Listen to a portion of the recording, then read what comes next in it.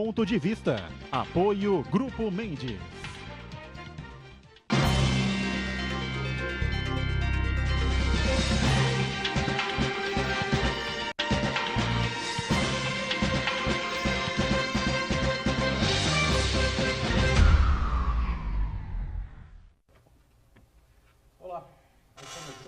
Ponto de Vista, você sempre acompanhando a gente, conferindo conosco neste horário da 1h30 da tarde, sempre com a nossa reprise às 8 da noite, não é?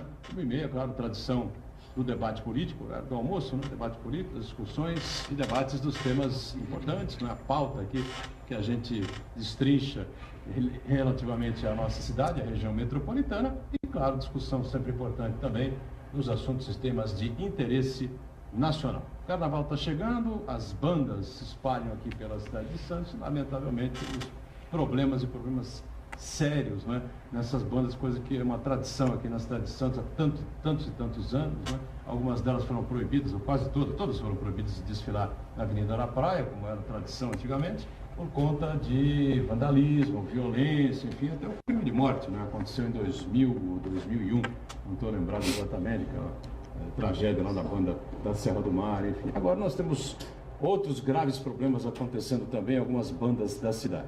Saiu da Datafolha, a Lula continua aí firme e forte, né, na liderança, embora não sei se já deu para as pessoas assimilarem aí essa nova situação de possibilidade até de prisão do ex-presidente. Bom, temos muitos assuntos importantes a gente colocar em discussão, em debate, já conosco, de volta aqui ao Ponto de Vista, o nosso Paulo de la Rosa, o delegado poeta. Prazer revê-lo, tudo bem, Paulo?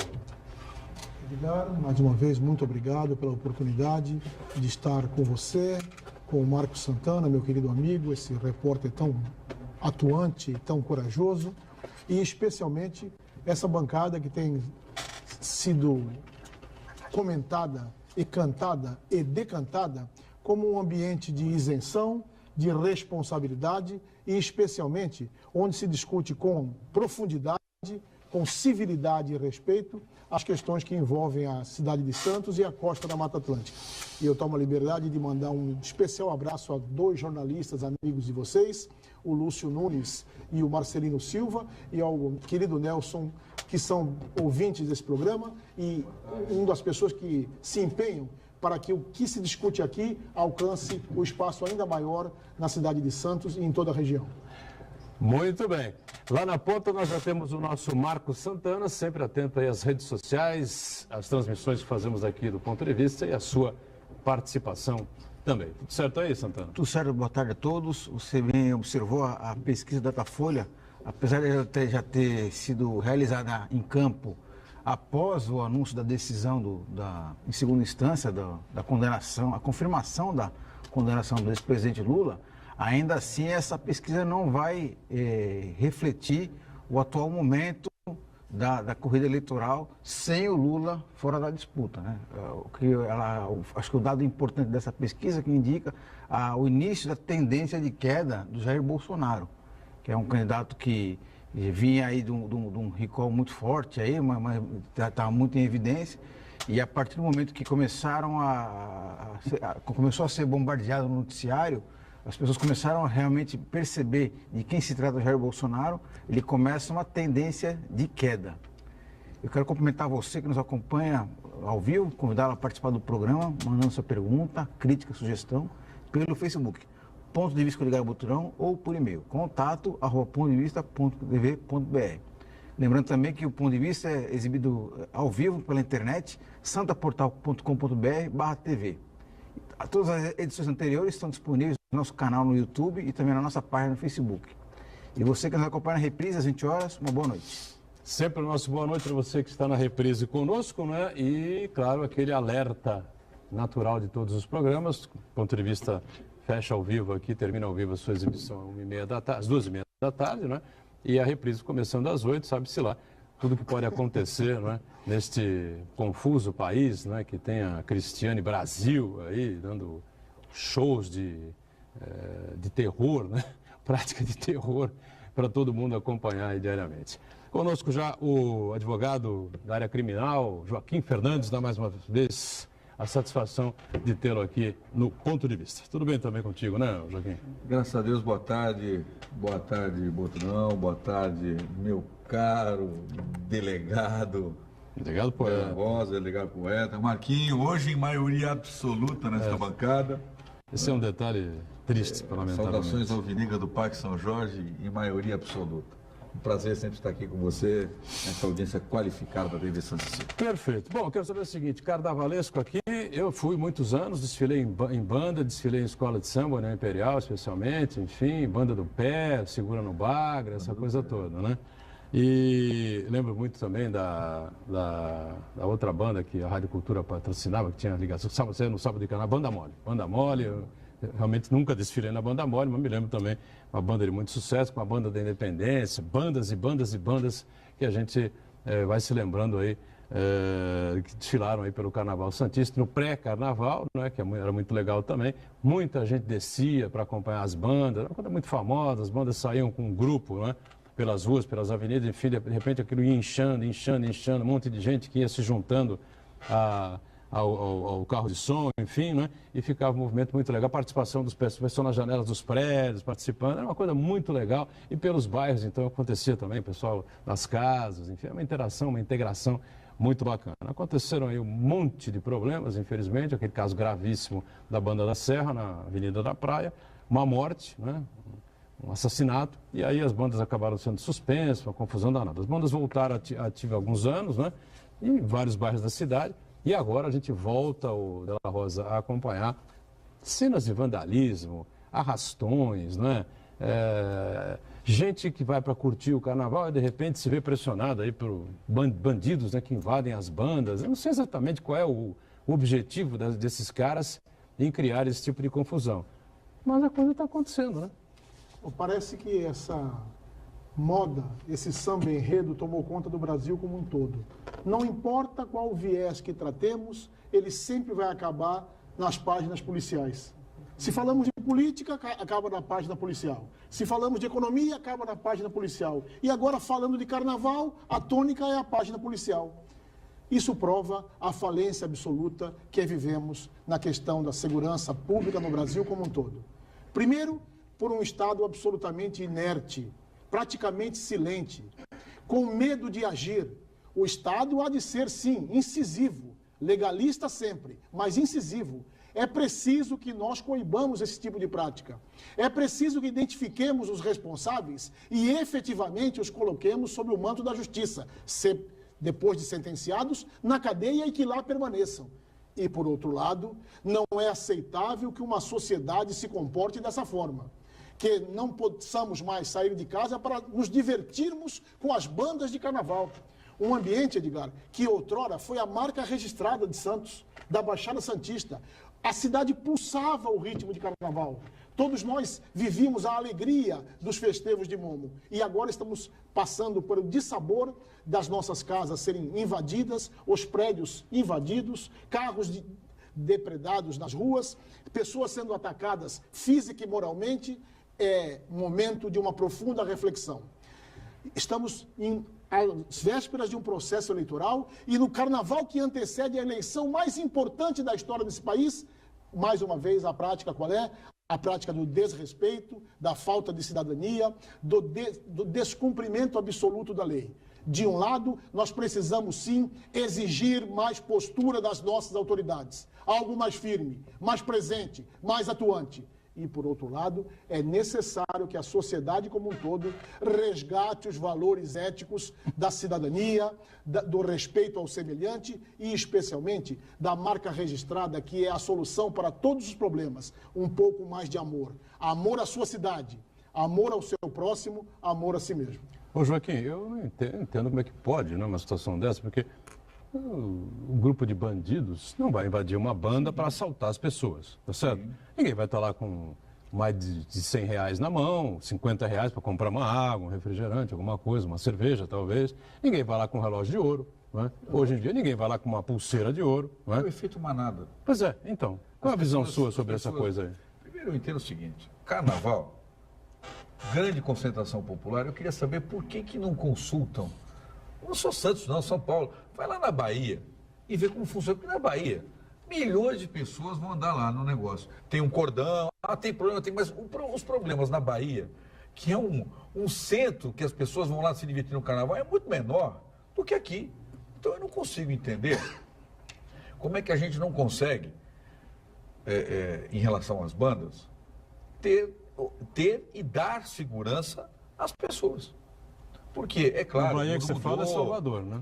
Sim, Bahia, Salvador, né? Não sei nas outras cidades, talvez menores. São Isso a Paulo, coisa por é exemplo, também tão tranquila, Você né? vê São Paulo, por exemplo, nesse final de semana, que teve algumas bandas que saíram em São Paulo, também teve problema na Vila Olímpia, também teve problema na região de Moema.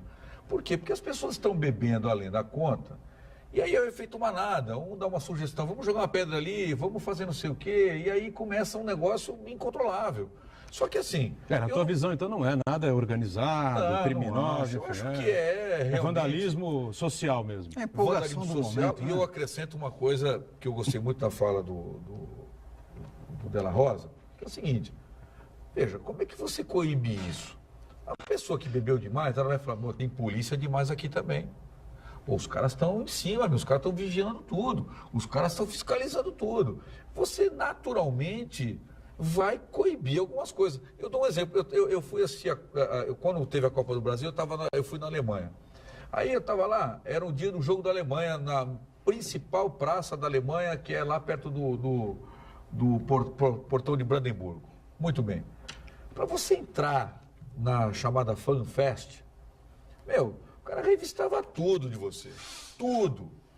Os copos eram de plástico, as garrafas eram garrafas de plástico de cerveja, mas uma fiscalização intensa. Porque você tinha a sensação que se você fizesse alguma coisa de errado, alguém ia aparecer lá e ia pegar você. Agora, você faz uma festa. Eu acho que o carnaval, Santos tem uma vocação natural para o carnaval. Sempre teve, depois da Banda da Serra, que é um cemitério. O carnaval aqui fica morto. Por quê? Porque, não é possível que eu não consiga dar o mínimo de segurança às pessoas nas festas de carnaval. Numa banda, a Banda Mole, a Banda Mole trouxe a Isadora Ribeiro aqui, pô. A Banda Mole trouxe a Isadora Ribeiro no auge da Isadora Ribeiro.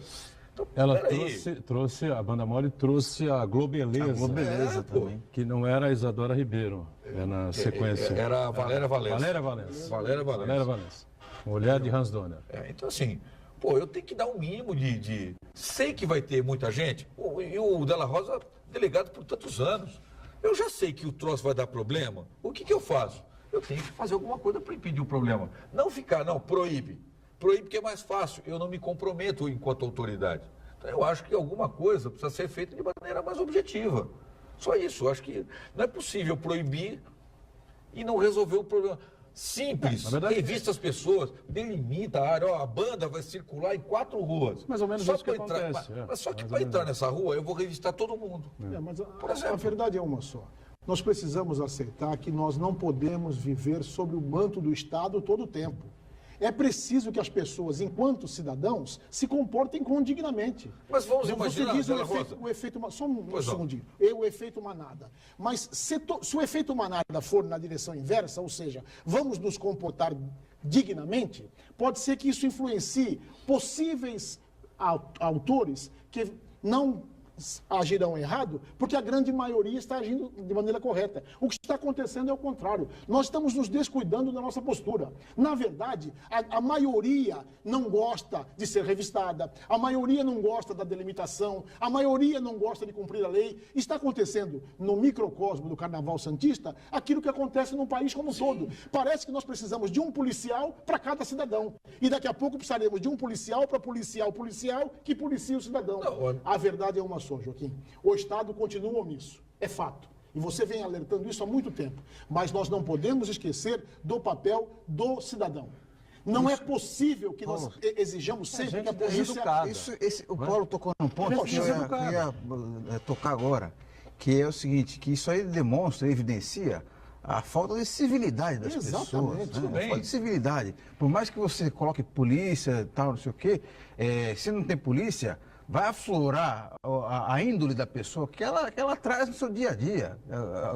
Existe o gatilho, que é o álcool, outras drogas, né, assim por diante, que faz aflorar o potencial da pessoa. Então, se você imagina o seguinte, se numa banda de carnaval a pessoa demonstra essa atitude violenta, de vandalismo, no seu dia a dia, ela tem esse comportamento também em menor grau. Então, é isso aí que é desanimador. Né? Marcos e Della Rosa, veja bem, tudo bem.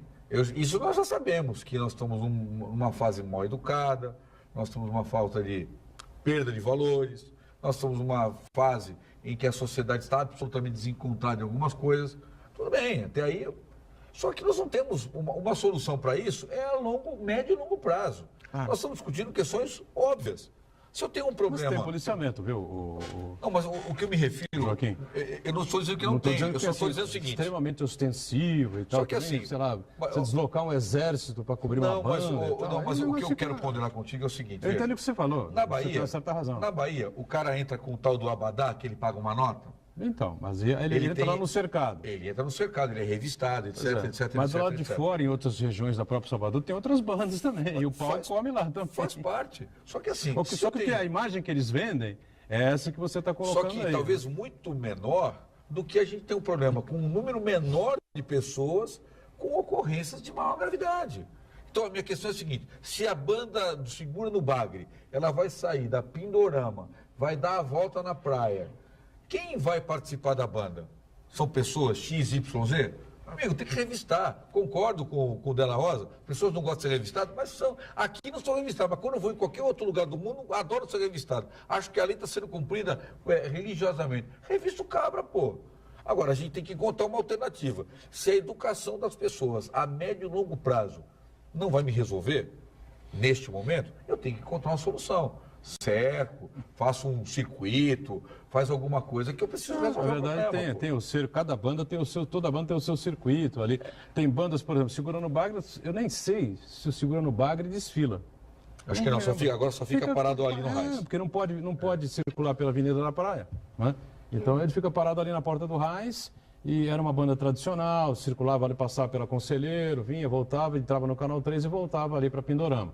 Aí você tinha a banda do Pé, saía ali do Gonzaga, circulava, virava no Canal 3, voltava, enfim. E todo mundo brincava, era uma farra danada, não tinha confusão, não tinha briga, não tinha tumulto, nem coisa nenhuma. Né? Todo mundo se divertia numa boa, a banda do Pé tinha um número de pessoas menor, Segura no Bagre já tinha uma multidão, né?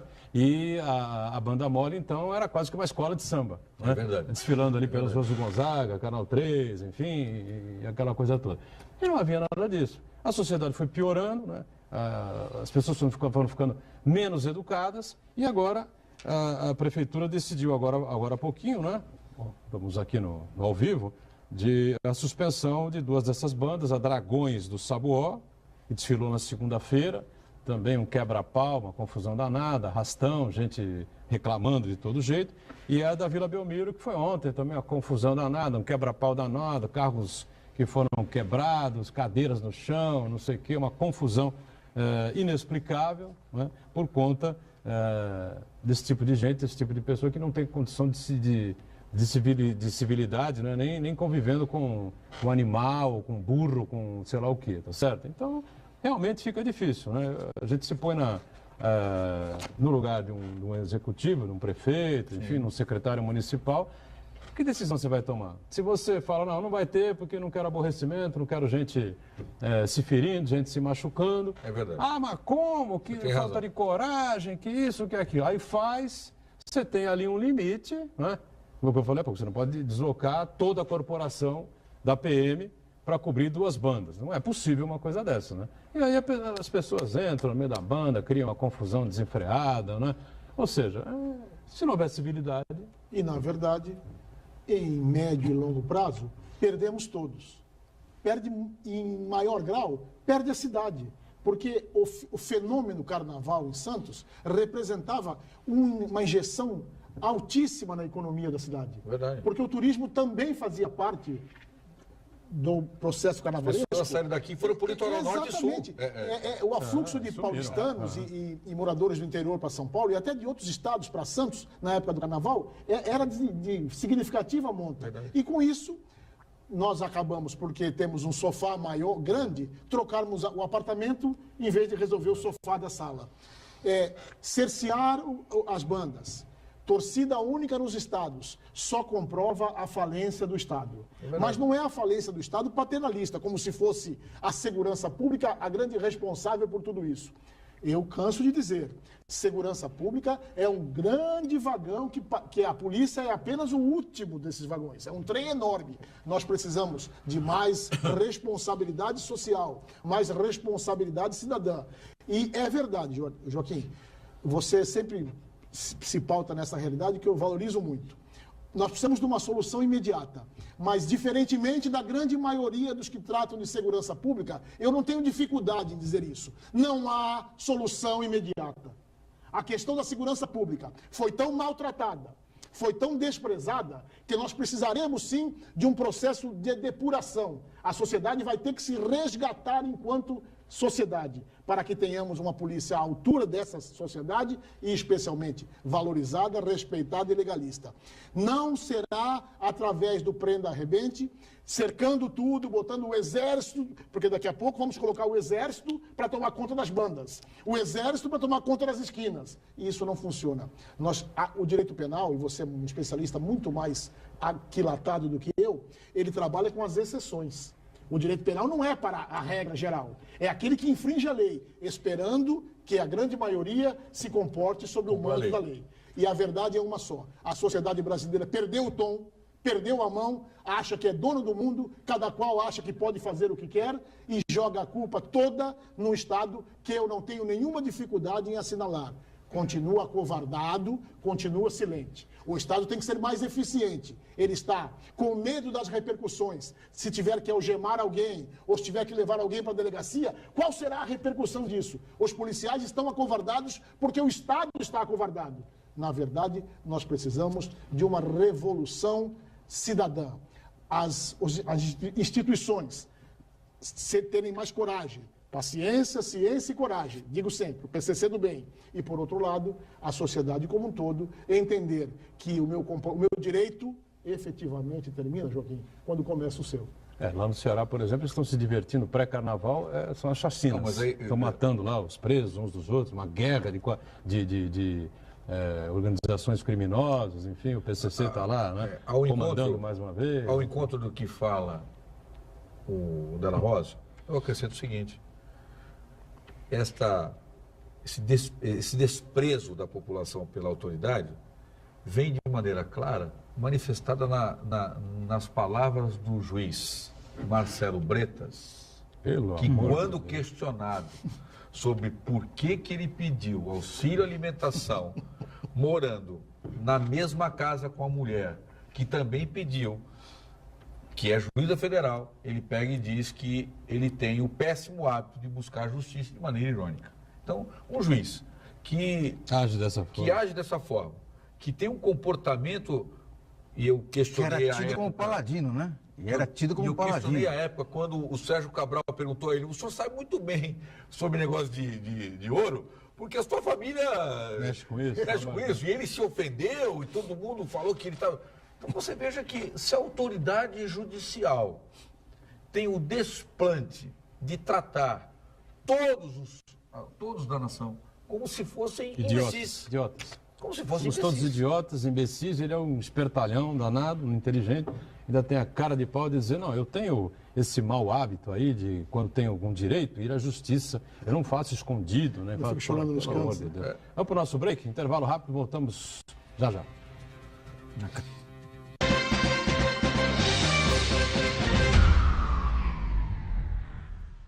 Existe um lugar em Santos onde você encontra os empreendimentos mais fascinantes da região. Um lugar amplo, aconchegante, feito para oferecer o melhor atendimento para você. Um lugar que reúne as melhores opções residenciais e comerciais nos bairros mais nobres de Santos. Um lugar que a gente nem precisava dizer, porque você já sabe. Central de Vendas Grupo Mendes, Rua Guaiaó 55, Aparecida. Venha fechar um bom negócio para abrir as portas do seu novo lugar. Aí, Gastão!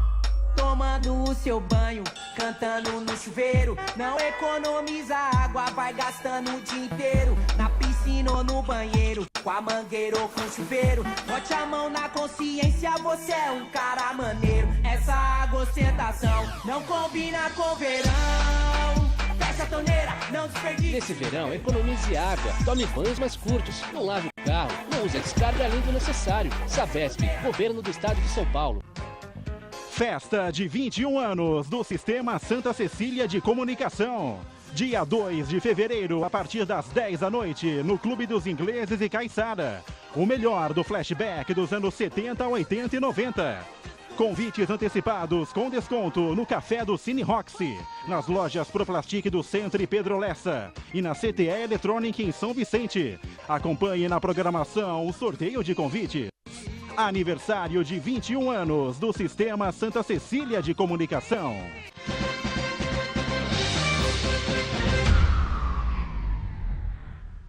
Quadra na parede. Muito bem, voltamos aqui na sequência do nosso ponto de vista, né? Infelizmente falando sobre temas negativos, daqui a pouco vem aí o Carnaval, a semana que vem, né? Dia 10, sábado de Carnaval, enfim, a gente podia estar falando de outros temas, situações melhores, né? Mas o momento que vive a sociedade brasileira realmente é muito difícil, muito complicado, e a gente vai seguindo em frente aqui. Saiu o Datafolha, hein? Novo Datafolha, a promessa aí os diretores do Instituto de Pesquisa realmente divulgar a pesquisa nesta quarta-feira. Saiu o Datafolha, aparece lá o ex-presidente Lula na frente. Tem vários cenários, 35%, 37%, enfim, né? Liderança absoluta e teria grande chance, provavelmente, até vencer no primeiro turno, se fosse a eleição agora, enfim, né? E ele pudesse disputar, pudesse concorrer. O Bolsonaro segue em segundo, 16%, sem aumentar aí o seu patamar, os seus índices. Caso o Lula realmente não possa disputar, o que me parece mais do que óbvio, né, nesse momento, o Bolsonaro se mantém ali na faixa de 18%, 19%, não tem grande alteração. Marina Silva e Ciro Gomes é que conseguem crescer um pouco mais, chegar à faixa de 16%, enfim, a Marina 15%, o Ciro na faixa dos 10%, o Alckmin até 8%, empatado com o Huck, né? E quem mais se beneficia da não participação do Lula são exatamente esses dois candidatos que eu citei, Marina Silva e o Ciro Gomes. Para quem aposta numa possível candidatura do presidente Michel Temer, eu acho que isso é praticamente inviável nesse momento, né? O Temer aparece com 1% das intenções de voto e com 60%, 60, é isso mesmo, 60% de índice de rejeição, Joaquim. Pode me chamar de maluco, pode, o telespectador pode achar que eu viajo na maionese, mas é assim, eu não consigo entender essa pesquisa. Não. Por mais que me expliquem, que deem dados, eu não acredito que o Lula tenha 37, 35, 32% de intenção de voto no país. Eu não acredito. Mas eu não entendo porque fazem uma pesquisa agora, logo após o julgamento dele no TRF, para criar um ambiente de que realmente trata-se de uma perseguição àquele que tem todas as chances de ser presidente da República. Eu não consigo compreender. Porque se você olha o Brasil inteiro, a imprensa pode ser manipulada, pode ser um diabo, mas é o seguinte... há uma crítica ferrenha ao ex-presidente. Não é possível que ele tenha 36%. Eu não acredito. Eu confesso que não acredito que Lula tenha 37% do eleitorado brasileiro. Não acredito. Sinceramente. Mais de 80% de aprovação, né? Joaquim, mas eu acho que nessa conta aí você tem que levar em consideração o seguinte, o PT é um dos partidos mais sólidos do partido.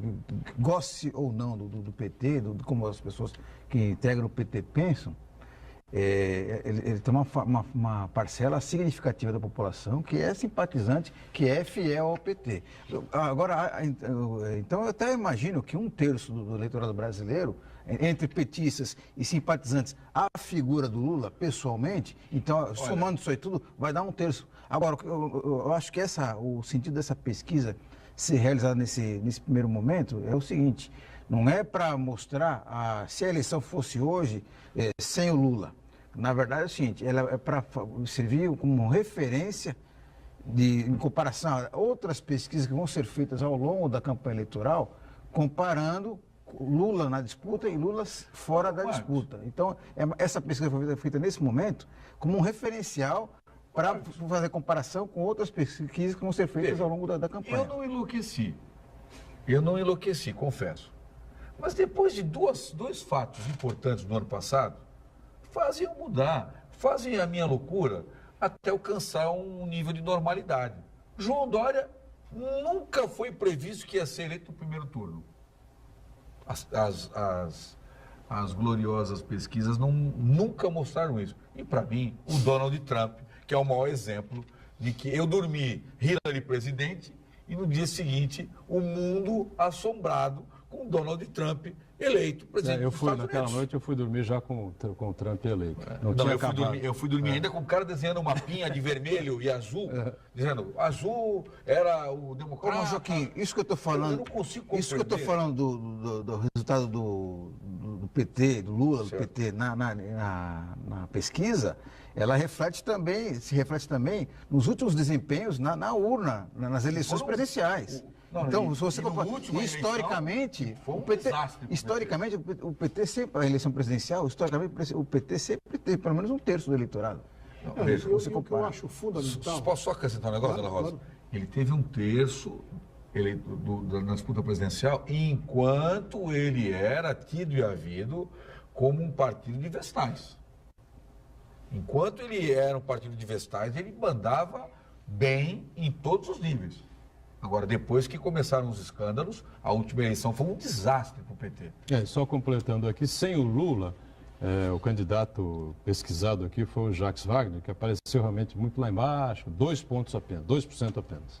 Então, eu acho que essa pesquisa de agora, o fenômeno Dora, o fenômeno Trump, nos prova a efetivação de um fenômeno que nós não estamos tendo muita dificuldade de lidar com. Qual é? A maioria silente. Isso.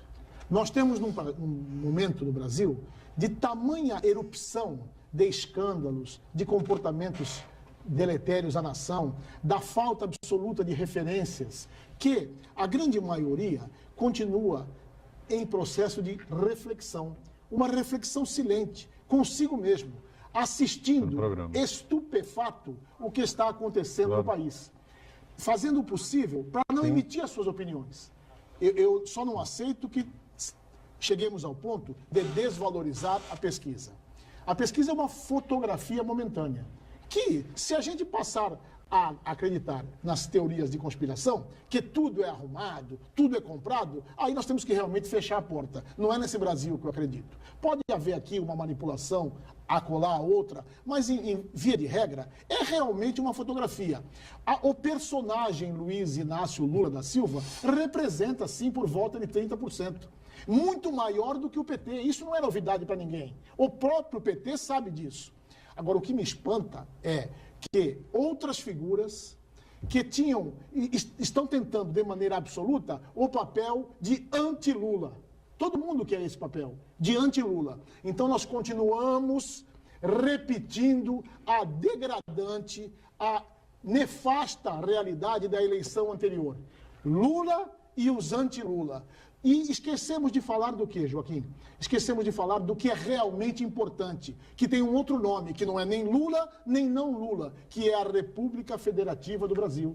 Nós estamos em processo pré-eleitoral e só estamos discutindo quem será o candidato que vai bater o Lula. Ou discutindo, será que o Lula será candidato? E nós todos temos um papel importante nessa culpa. Nós precisamos entender que seja ou não importante o presidente Lula, seja ou não importante o candidato contra o presidente Lula, o que realmente há de ser discutido são as promessas, as perspectivas e os caminhos para um novo Brasil. Porque esse Brasil, do PSDB versus PT, do Lula contra um outro candidato, que já se repete há 5 ou 6 eleições, ganhando um lado ou ganhando outro, faliu. Ruiu. Nós estamos sem segurança, nós estamos sem saúde, sem educação e continuamos... E sem dinheiro. sem dinheiro. E continuamos todos discutindo se o Lula será candidato e quem será o candidato contra o Lula. Eu acho que nós merecemos uma discussão mais rica, Marco Santana, uma discussão mais cidadã, mais civilizada. Vamos discutir o Brasil. Chega de discutirmos figuras. Nós precisamos discutir o país. Se você tivesse aquilo que eu já falei 1 milhão de vezes aqui, você mudasse a regra do jogo, se você tivesse o impedimento do sujeito que foi presidente da República, se reelegeu, exatamente, não mais poderá concorrer, nunca mais, se reeleito ou não, se disputou a eleição e ganhou, tem direito à reeleição. Se perdeu a reeleição, vai embora para casa e nunca mais pode disputar. A prefeitura, o governo do estado, enfim, se concorre à reeleição e não volta mais. Acho que um modelo tão prático, tão lógico, tão óbvio, você evitaria completamente essas coisas. Estaria fazendo o Lula hoje, junto com a cúpula do PT, debatendo e discutindo qual é o candidato que pode, né, se colocar, ou a candidata que pode ser indicada, ou que aliança se pode fazer, se vai buscar uma aliança com a Marina, se vai tentar lançar o Ciro, não sei o quê. Uma ligação mais à esquerda, enfim, eu repito que o governo dele não foi de esquerda, não teve nada. Mas uma relação mais à esquerda, onde é aí um pouco mais a cara do Partido dos Trabalhadores e dos outros que o apoiam, PC do B, provavelmente, sei lá, outros partidos mais a PDT, não sei, enfim, essa coisa toda. Você permite que o ex-governador, o ex-prefeito, o ex-presidente voltem a disputar, o Collor, por exemplo, está se lançando aí de novo. É engraçado porque essa semana eu ouvi um comentário muito feliz, inteligente, do ex-ministro Antônio Delfim Neto. Ele falou um negócio sensacional. Frasista, né? Ele disse o seguinte, olha, eu não sei por que a oposição não quer a reforma da Previdência e as reformas do Temer. Deixa o Temer fazer o serviço sujo. E depois você vai para eles. Porque quem vai ter que fazer, vai. Então deixa ele que não tem popularidade, está com 1%, tem 60% de gente odiando o sujeito. Deixa ele fazer o serviço sujo, que quem assumir, assume daqui para frente. Então, veja, até nisso eu achei relevante pensar que na próxima eleição, nós, e aí eu também concordo com você numa coisa que você fala com muita propriedade, Boturão, que é o seguinte, por que eu só posso ser candidato 4, 5 meses antes da eleição? Você não é candidato a presidente? Claro. Todo mundo já sabe que o Boturão já está costurando os seus apoios? Pô, então deixa o cara já ser candidato. O Joaquim, só uma pequena parte do Delfim Neto fala isso porque ele não vai precisar da Previdência Pública. Claro. Agora, os pobres mortais como eu, como quem está assistindo a gente aí, que não vai conseguir se aposentar se essa reforma passar, a gente está na roça. Eu não estou dizendo do mérito, eu estou dizendo do aspecto político. Não estou dizendo se a reforma é boa ou é ruim. Que ela terá que ser feita, isso é voz correta. Mas qual reforma? Não, veja. Então, que ela terá que ser feita é uma voz correta. Né? Então, o que ele disse, da forma como vai ser feito, não importa. Faça alguém que não seja aquele que vai assumir o governo. Porque o problema de você... Por que ele pode fazer determinadas coisas e os outros não poderão? Porque os outros vão governar com a popularidade, vão governar com a pesquisa. Qual o governo que vai assumir em 2018, em 2019, perdão, e vai querer fazer alguma coisa que vai chocar a opinião pública? Qual? A Dilma se queimou por quê? Porque entre a eleição dela, dias após, aumentou a luz. Tudo que ela falou que não ia acontecer, aconteceu. E a população, ineditamente, foi para a rua. Que deveria continuar indo para a rua toda hora, né? Que também não sairia da rua, porque todo dia tem um problema. Mas também se fosse para a rua, eu acho que a classe política, os governantes, enfim, iam pensar um pouco mais, né? Ter um pouco mais de cuidado, né? No trato do dinheiro público, enfim. Com relação a essa coisa das pesquisas, a gente não pode deixar passar essa coisa do Dória, por exemplo. O Dória estava lá embaixo, tinha 3%, não sei o quê.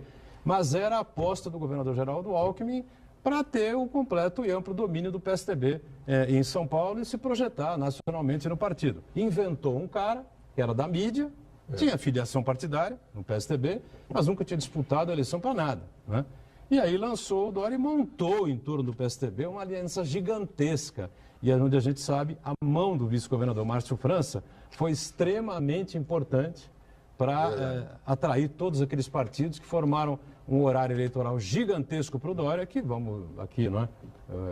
Dar a mão à palmatória, é um cara que se comunica, se expressa com muita facilidade, fala muito bem, passou muito bem o recado com aquele tempo enorme de televisão que ele tinha, contra um governo do ex-prefeito Haddad, Fernando Haddad, que tinha lá uma rejeição bastante razoável, enfim, né? Muito mais em passou função, o carro, às vezes muito mais em função do PT do que da própria figura dele e governo. Ele enfrentava fogo amigo, dentro do próprio PT ele era contestado também, né? porque ele tinha sido chefe de gabinete da Marta, essa coisa toda, enfim, a saída da Marta Suplicy complicou um pouco a vida do Haddad, né? Tomou votos do Haddad, poderia ter sido Haddad e Dória no segundo turno.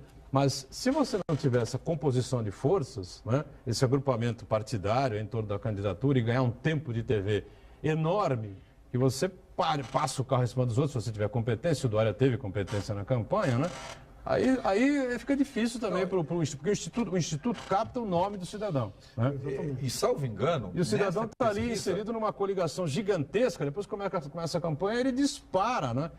São 30, 40 comerciais do cara num dia, para um comercial do outro, dois de um outro, 3 de não sei quem. Sabe? Mas salvo engano, nessa pesquisa, primeiro me parece que o Bolsonaro tentou impedir a divulgação. Eu não entendi bem qual foi a do Bolsonaro. E segundo, existem algumas perguntas que foram feitas nessa pesquisa. Não foram divulgadas ainda. Sobre a culpabilidade, se você acha que o Lula é culpado ou não. Se merece ser preso ou não. Que merece ser preso ou não. Não sei quando é que vão divulgar isso. Mas né? que está inserida, me parece, no contexto dessa pesquisa. Então, assim, quando eu falo que eu não acredito em pesquisa, eu não acredito mesmo. Pode me chamar de maluco, pode dizer que eu estou viajando, eu não acredito. Porque a maioria silenciosa, e realmente a maioria silenciosa, inclusive, foi definidora da saída da Inglaterra da União Europeia. Do Brexit. Mas não é bem assim, nesse sentido. Porque, não, a maioria silenciosa é aquela que eu não consigo captar, mas veja, o instituto de pesquisa, os analistas, os cientistas políticos, os caras que ficam o dia inteiro fazendo conta, examinando, lendo, o cara tem que prever alguma coisa. Mas tem aí uma massa de eleitores que a pesquisa não consegue realmente e além do que, Edgar? Trazer aquilo que eles estão pensando. Nós não podemos deixar de avaliar a grande importância que são as mídias sociais. Também, Isso tudo transformou o processo eleitoral em algo muito mais dinâmico, muito mais rápido, muito mais abrangente. Só que ainda de pouca eficácia. Nós estamos diante de um fenômeno que ainda não foi absolutamente alinhavado e perscrutado ao ponto de poder trazer isso para as pesquisas. Eu acho muito simplório, com todo o respeito que tenho a quem discorda da minha opinião, abandonar a pesquisa. Se ela não tem importância nenhuma, por que tanto dinheiro se gasta e todos os candidatos, todos eles, têm interesse na pesquisa? Especialmente se o resultado o beneficia. Eu acho que a pesquisa é um dos sinalizadores da realidade. Não pode ser definitivo. Ainda bem. Deixa eu só terminar meu raciocínio, por gentileza. Pois não.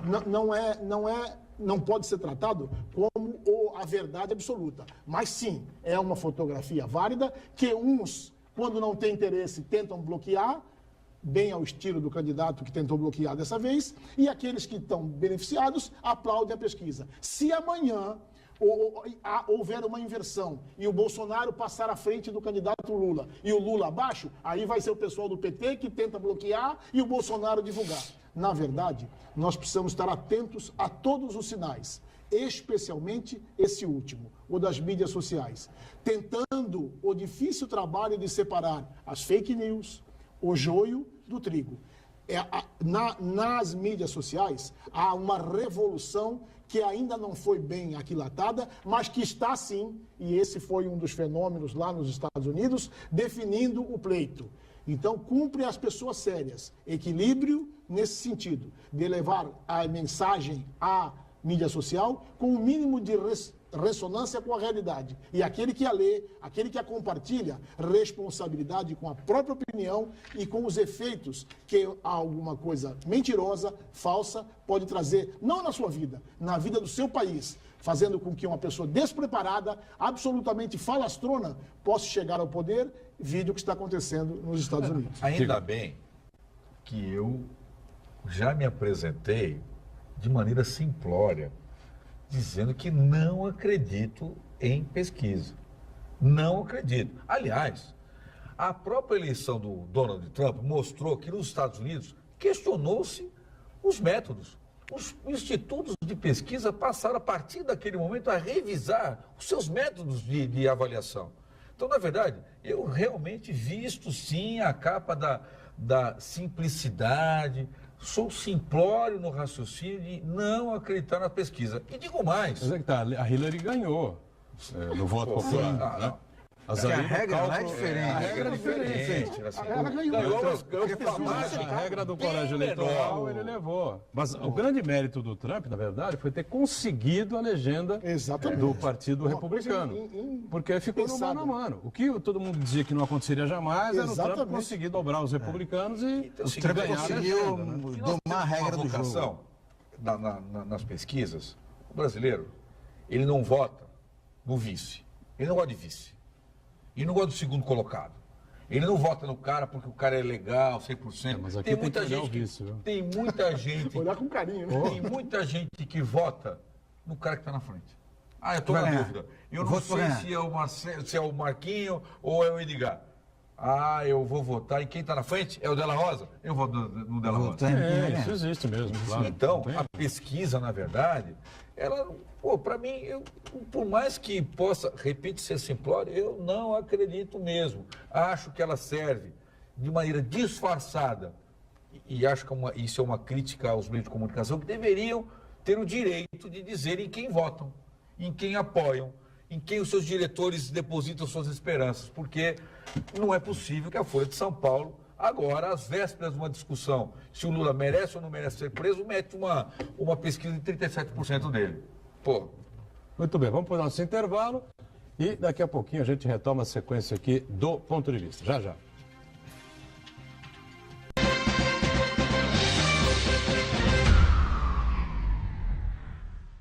Existe um lugar em Santos onde você encontra os empreendimentos mais fascinantes da região. Um lugar amplo, aconchegante, feito para oferecer o melhor atendimento para você. Um lugar que reúne as melhores opções residenciais e comerciais nos bairros mais nobres de Santos. Um lugar que a gente nem precisava dizer, porque você já sabe.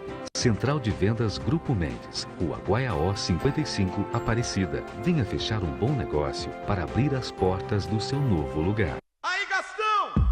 Tomando o seu banho, cantando no chuveiro. Não economiza água, vai gastando o dia inteiro. Na piscina ou no banheiro, com a mangueira ou com o chuveiro. Bote a mão na consciência, você é um cara maneiro. Essa água ostentação não combina com verão. Fecha a torneira, não desperdice. Nesse verão, economize água, tome banhos mais curtos, não lave o carro, não use a descarga além do necessário. Sabesp, Governo do Estado de São Paulo.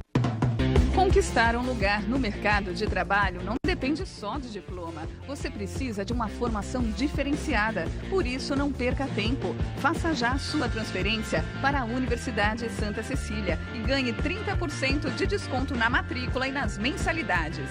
Cursos presenciais e à distância, com excelentes avaliações do MEC. Faça acontecer. Faça Unisanta.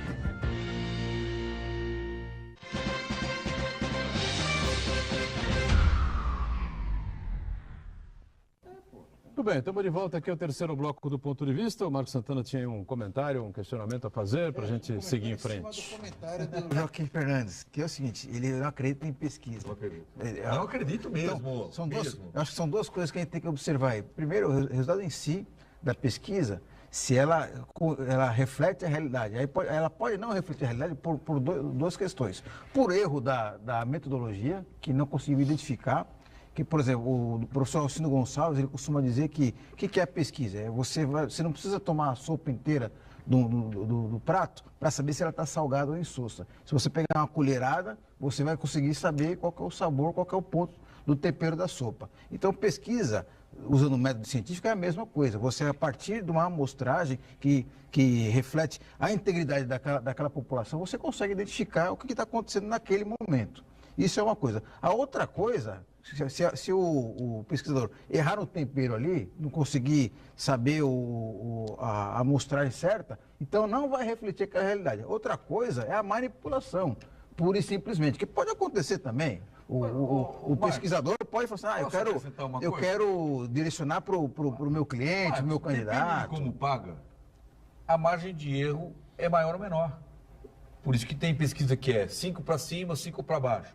6 para cima, 6 para baixo. 5 para cima, 5 para baixo não dá. Não dá. É 2 no máximo, 3 a gente até engole. Porque é de acordo com o custo. Então, Joaquim, agora o outro ponto que eu quero chegar. Outra coisa também é, a partir dos resultados científicos, através da metodologia que a pesquisa apurou, o veículo de comunicação carrega na tinta, na abordagem, daquilo que interessa a ele, quer favorecer um candidato e assim por diante. Mesmo condenado, o Lula tem 37. Essa é outra questão também. Agora tem outro aspecto que eu acho que é importante a gente observar também, que é o seguinte: existem 2 tipos de pesquisas eleitorais, que é a quantitativa, que são os números, né, que é 20%, 12%, e tem outra que eu acho que ela é muito mais precisa e ela é muito mais significativa, que é a qualitativa. Como é que é a qualitativa? O pesquisador se reúne num ambiente, seleciona 20 pessoas que ele acredita que perfis diferentes, que ele acredita que aquele perfil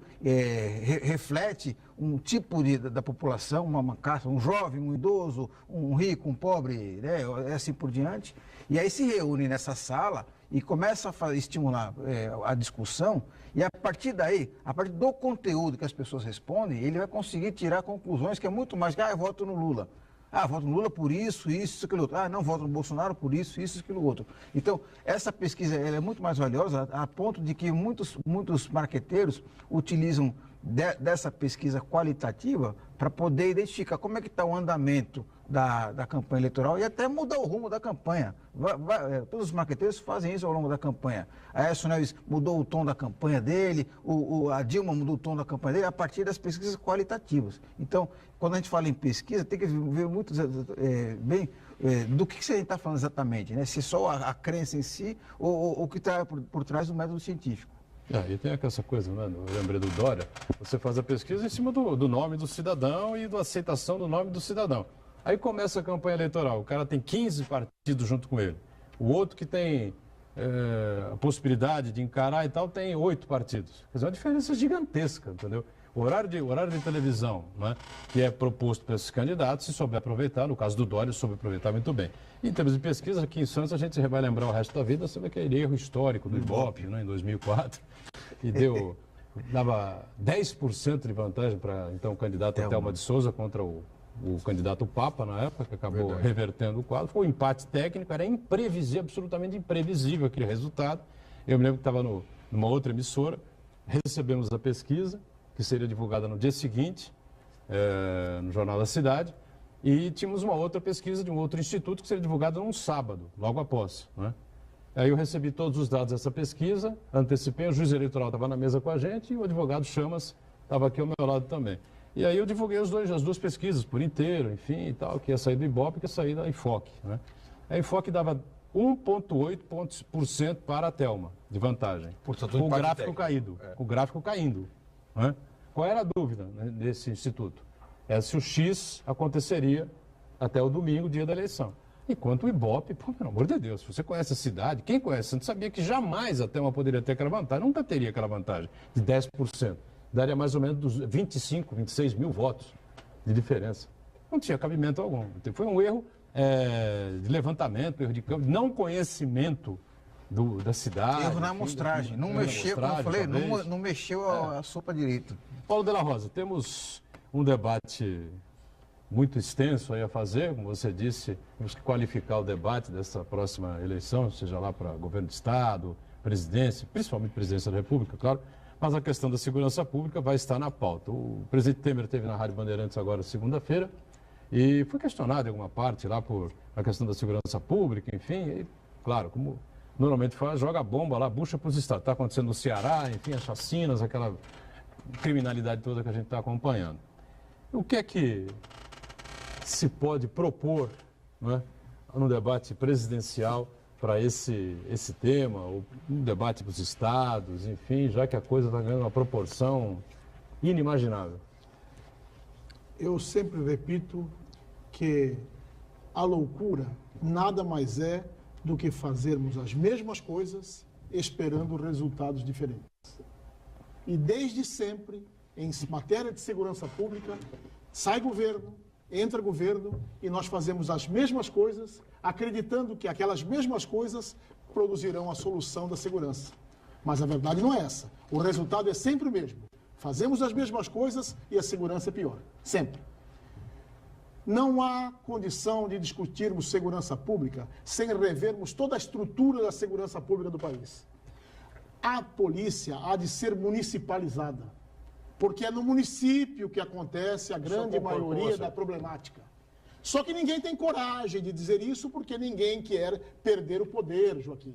Na verdade, já municipalizou com a Guarda Municipal, de certa forma, né? Mas ainda assim, não, ainda nós temos toda a política de segurança pública centralizada nos estados. Temos uma política de segurança de fronteiras que é absolutamente caótica. Trazemos aos estados o mistério de combater armas que chegam pela fronteira, drogas que chegam pela fronteira com orçamento reduzido. Nós tratamos a questão prisional como se ela não tivesse importância. Ainda achamos, enquanto instituições, que cadeia é amontoado de presos, que a nossa função é pegar um monte deles e jogar lá e que se dane, esquecendo que existe um regime processual penal que diz que cedo ou tarde, normalmente cedo, ele vai sair de lá e voltará ao convívio social. Então, nós estamos... Quais são as propostas de todos os candidatos? Exército na rua, encher cadeias, penas mais duras. Nós escutamos esse triunvirato de soluções há 50 anos e elas continuam não dando nenhuma solução.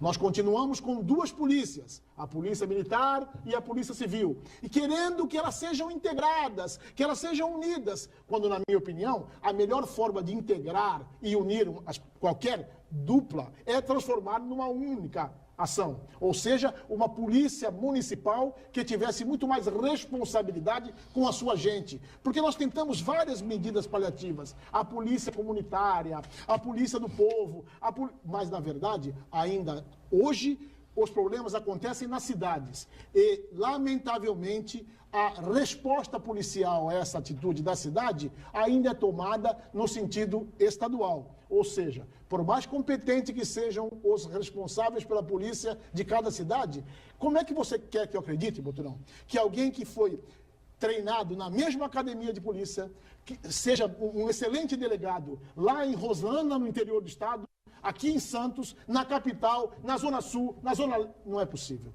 Nós precisamos de mais qualidade, mais eficiência. Agora, para isso, nós precisamos entender que segurança pública é um grande trem. Não é justo, não é leal com as instituições policiais, doutor Joaquim, que se jogue toda a responsabilidade da segurança pública para as polícias. Nós precisamos, sim, de um processo de depuração social. Na família, na escola, no comportamento dos nossos políticos, das nossas autoridades judiciárias, das nossas autoridades religiosas, em que nós tenhamos referências. A solução para a segurança pública não é imediata.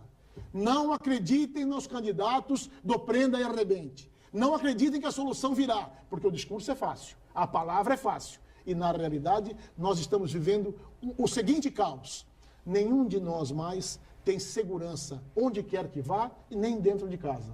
E chegamos à cereja do bolo ao contrário. Nós, policiais, estamos sendo exterminados no Rio de Janeiro, no Ceará, no Nordeste, no estado de São Paulo. Recentemente, no interior, uma bomba foi colocada embaixo de um carro de um policial.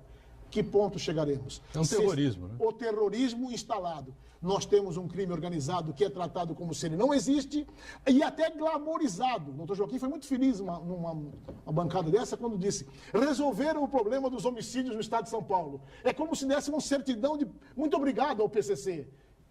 Precisamos, de maneira nacional, rediscutirmos o papel da polícia de fronteira, da valorização da polícia municipal e, especialmente, entendermos que a população merece uma polícia mais eficiente, mais à altura dos seus anseios. E fica aqui a minha observação. As nossas corregedorias são as que mais atuam em qualquer instituição. Para e passo, estamos colocando na cadeia e na rua os policiais que não se comportam devidamente. Agora, nós precisamos de uma polícia mais respeitada, muito melhor aparelhada, porque estão desaparelhando as nossas polícias. E, finalmente, a tolerância zero nos Estados Unidos, Edgar Boturão, não começou com o tal de mudar tudo.